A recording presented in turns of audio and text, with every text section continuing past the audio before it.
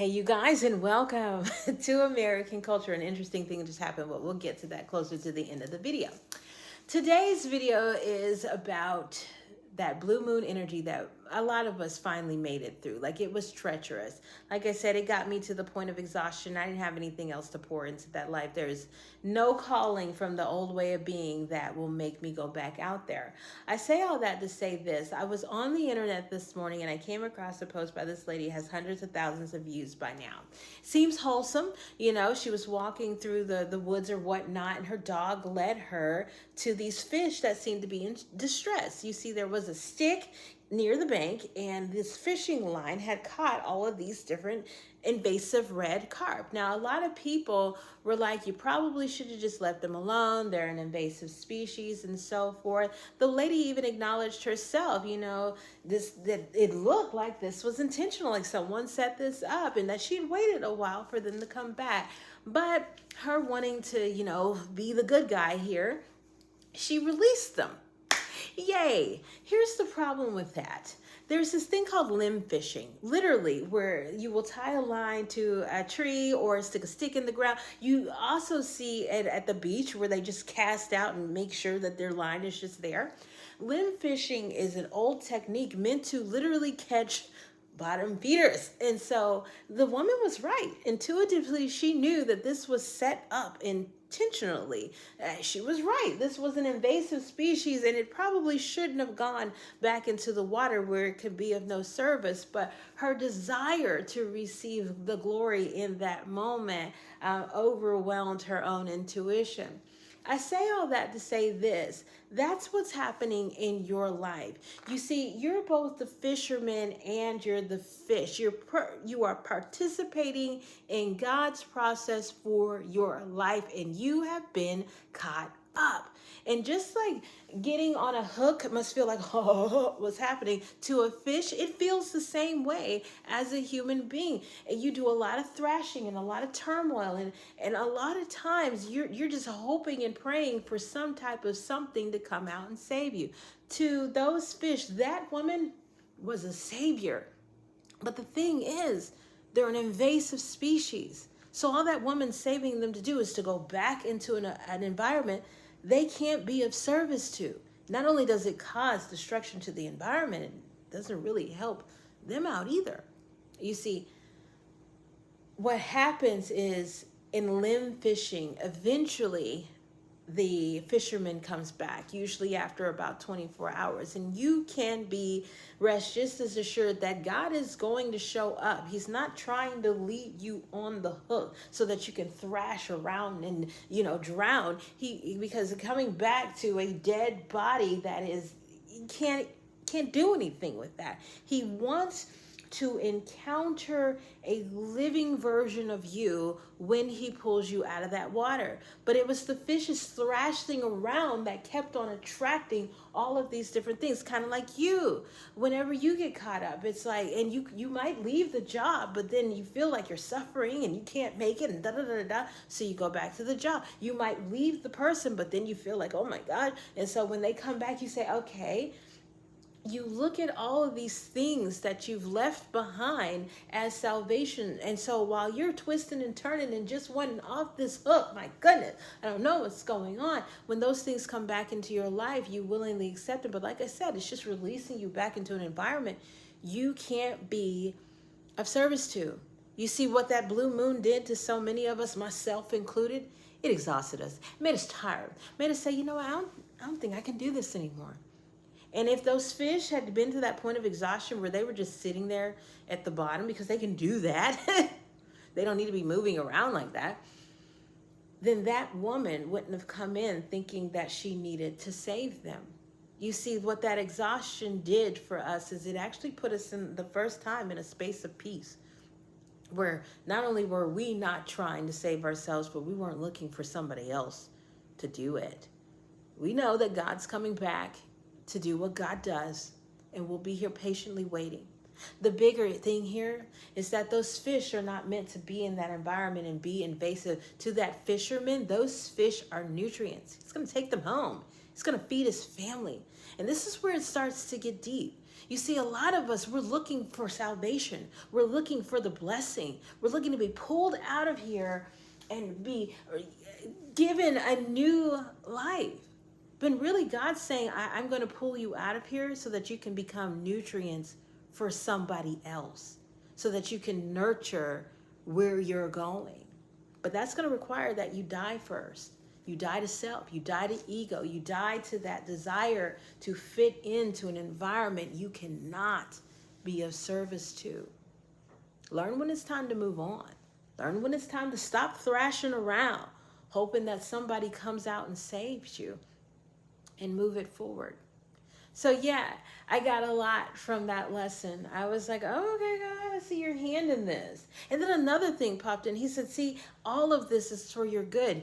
People encounter their days, and because they're so controlling, they make it the same day again and again and again and again. And after a while, you just don't think you're learning anything from that, but you really do. Every single thing is coming into your space to teach you. You have to recognize that God's not coming to pluck you out to save you. You're saved. You've been caught up.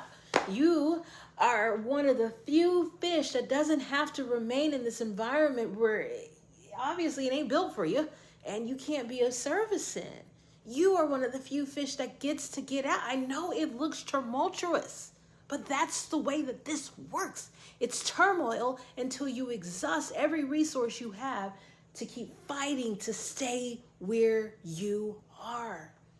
You're not looking for a blessing. You're the blessing. The moment that you be less, you diminish your ego down and start living spiritually, you're already blessed. You're not looking for salvation. You've already been saved. You need to accept that God is pulling me out of here so that I can be a nutrient to other people, so that I can nourish the life he's going to have me live. I say all that because you have a book in you. You have a song in you. You have a sermon in you. You have a conversation in you. You have a truth in you. All of that is what he wants to now spring forth from you. You've died to the old self. You're not there anymore. Just like that fish, when God pulls it out, that fisherman pulls it out, it's going to die to itself, and its body is now going to be a nourishment to somebody else. Your body is supposed to, your body of work, your body of words, your body, that's why they call it that, sweetie, is supposed to nourish the people around you, including yourself. Now, until you realize that, it's not time for God to come back and get you. Most of the time when those fishermen come back 24 hours later, they find just that. The fish still alive, at the bottom, fully run out of the fight. And they just pull them up. Make this easy on yourself. Thank God for the exhaustion. Switch your mindset. You're not waiting to be blessed. You're not waiting on $1 million check. You're waiting on you to recognize, I'm nourishment. I have a body of something I've been working on, even if that's just my own body and my mind. And I am supposed to become nutrients, nourishment for the people around me. That's my purpose. It's not to be in an environment that is destructive to me and anybody else. And then it clicked to me, you guys. Like I said, God was telling me that every single thing that you encounter is meant for your good, but you have to see it that way. I had a very hard time making this video. That's why I told you guys in the beginning. I'll get back to that. Because I spilled something on the floor. For some odd reason, I just didn't want to wipe it up. But I kept on thinking, I can't step there. I can't step there. And I heard the Lord say, just wipe it up. And I wasn't recognizing that that little bit of a mess that I left behind that I'm going to have to clean regardless was causing me to be so flustered. My words were not going to come through until I did it. So that in itself is a message for somebody else, is that little piece of mess, it's obvious, clean it up. You don't have to go looking for it. Just clean it up. And then there will become a flow out of you.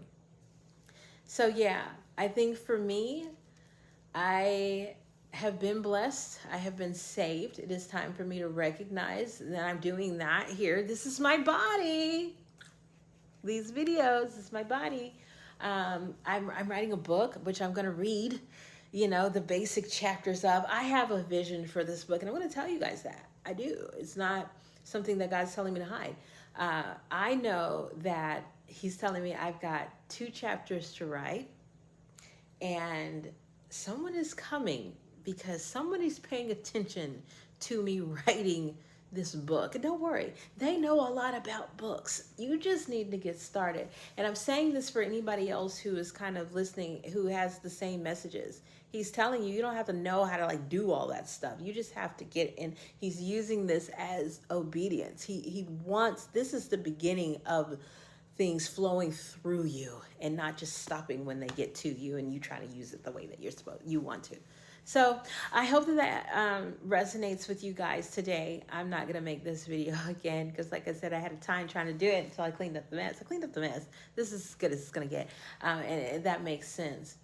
We oftentimes, when we're thrashing about after we've been caught on the hook and removed from, the environment that we find to be normal, we oftentimes want the salvation, but really it just ends up becoming an interruption to the purpose that God's trying to carry out in your life. You want the salvation, you want $1,000, so it's like, let me just go back and go to work.